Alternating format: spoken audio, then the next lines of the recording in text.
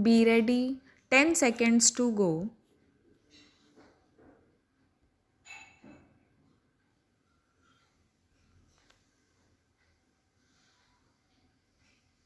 Start. Sir, I rise to oppose the finance bill and also the various other policies reflected in the finance bill.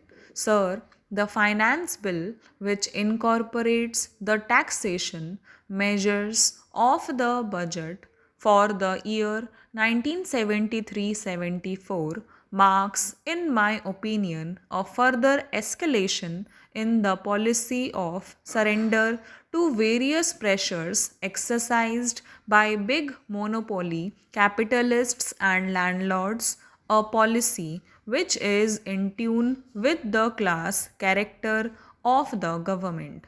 Sir, the finance bill, for instance, has not touched the big corporate sector of the industry. In fact, they have been given further benefits, and development rebate for purchase of machinery has been extended by 1 year to those who have entered into contracts before 1st December 1973. So, the high income groups have been given a bonanza by reducing the maximum rate of income tax, including surcharge, from 97% to 77% of the taxable income in the highest slab. Sir, what has the finance minister offered to the ordinary people?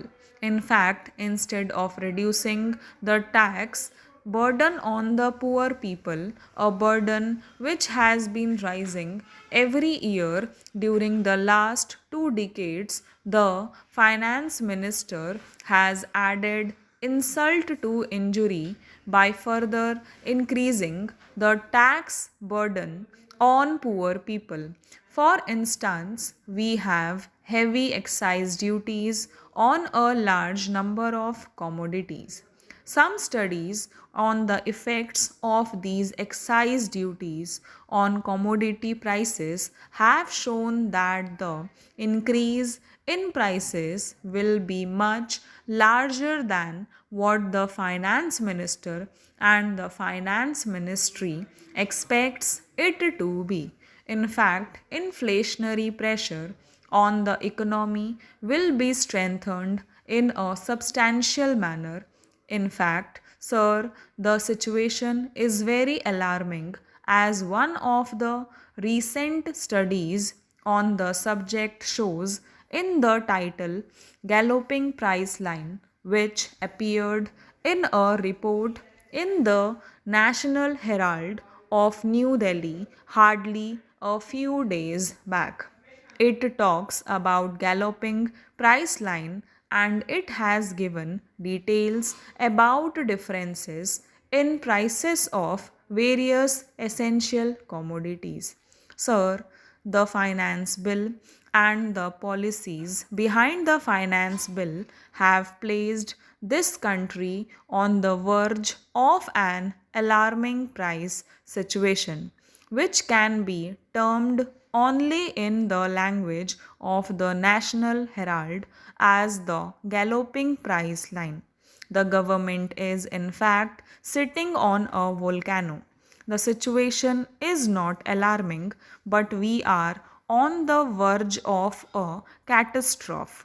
Sir, the present inflationary tendencies will undermine the very economy in such a serious matter that it cannot be expressed in any other form than what I have already done. Sir, let us look at the type of taxes which they have imposed on the people.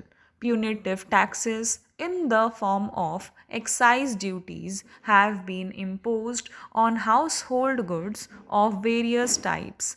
Postcards, inland letters, and postal covers will cost more.